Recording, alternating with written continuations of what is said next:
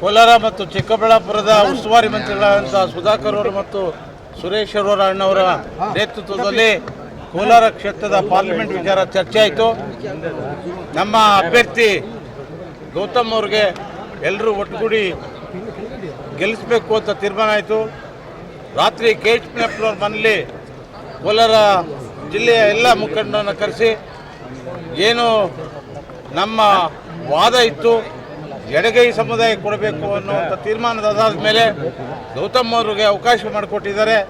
DK Shivakumar ಅವರು ಮತ್ತು ಸಿದ್ದರಾಮಯ್ಯವರು ರಾಷ್ಟ್ರೀಯ ನಾಯಕರು.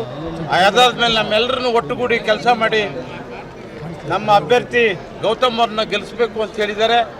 ಕೋಲಾರ ಜಿಲ್ಲೆಯ ಇಡೀ ಕಾಂಗ್ರೆಸ್ ಸಂಸ್ಥೆ, ಕಾಂಗ್ರೆಸ್ಸಿನ ಎಲ್ಲ ಮುಖಂಡರು, ಮುಂಚೂಣಿ ನಾಯಕರು, ಬ್ಲಾಕ್ ಪ್ರೆಸಿಡೆಂಟ್ಸು ಸುರೇಶ್ ಅಣ್ಣವರ ನೇತೃತ್ವದಲ್ಲಿ, ಕೋಲಾರ ಜಿಲ್ಲೆಯ ಎಲ್ಲ ಶಾಸಕರ ನೇತೃತ್ವದಲ್ಲಿ ನಮ್ಮ ಅಭ್ಯರ್ಥಿ ಗೌತಮ್ರನ್ನು ಗೆಲ್ಲಿಸ್ತಕ್ಕಂಥ ದಿಕ್ಕಲ್ಲಿ ನಾಳೆ ಗಣೇಶ ದೇವಸ್ಥಾನದಲ್ಲಿ ಕುರುಡುಮಲೆಯಲ್ಲಿ ನಾವು ಸಾಂಪ್ರದಾಯಿಕ ಪೂಜೆಯನ್ನು ಮಾಡ್ತಕ್ಕಂಥ ರೀತಿಯನ್ನು ನಾಳೆ ಬೆಳಗ್ಗೆ 9 ಗಂಟೆಗೆ ಆಚರಿಸ್ತಾ ಇದ್ದೇವೆ.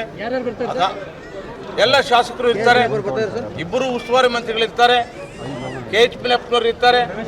ಎಲ್ಲ ನಾಯಕರ ಒಟ್ಟುಗೂಡಿ ತೀರ್ಮಾನ ಆಗಿರ್ತಕ್ಕಂಥ ಒಂದು ಅಭ್ಯರ್ಥಿಯನ್ನು ಗೆಲ್ಲಿಸಲಿಕ್ಕೆ ಇಡೀ ಕೋಲಾರ ಜಿಲ್ಲೆ ಮತ್ತೊಮ್ಮೆ ರೆಕ್ಕೆ ಪುಕ್ಕ ಬಿಡಿಸಿ ಎದ್ದು ನಿಂತು ಕೋಲಾರ ಜಿಲ್ಲೆಯ ಕಾಂಗ್ರೆಸ್ ನಾಯಕರನ್ನು ಗೆಲ್ಲಿಸ್ಕೊಳ್ತಕ್ಕಂಥ ಒಂದು ತೀರ್ಮಾನ ಮಾಡಿದ್ದಾರೆ. ಆ ದಿಕ್ಕಲ್ಲಿ ಇಡೀ ಕಾಂಗ್ರೆಸ್ ಪಕ್ಷ ನಮ್ಮ ನಾಯಕರ ಜೊತೆಗೆ ಇದೆ. ನಾವೆಲ್ಲ ಒಟ್ಟುಗೂಡಿ ಕೆಲಸ ಮಾಡಿ ಕಾಂಗ್ರೆಸ್ ಅಭ್ಯರ್ಥಿಯನ್ನು ಗೆಲ್ಲಿಸ್ತೀವಿ. ಮಾಧ್ಯಮ ಮಿತ್ರರು ನೀವು ಕೂಡ ನಮ್ಮನ್ನು ಸಹಕರಿಸಬೇಕು.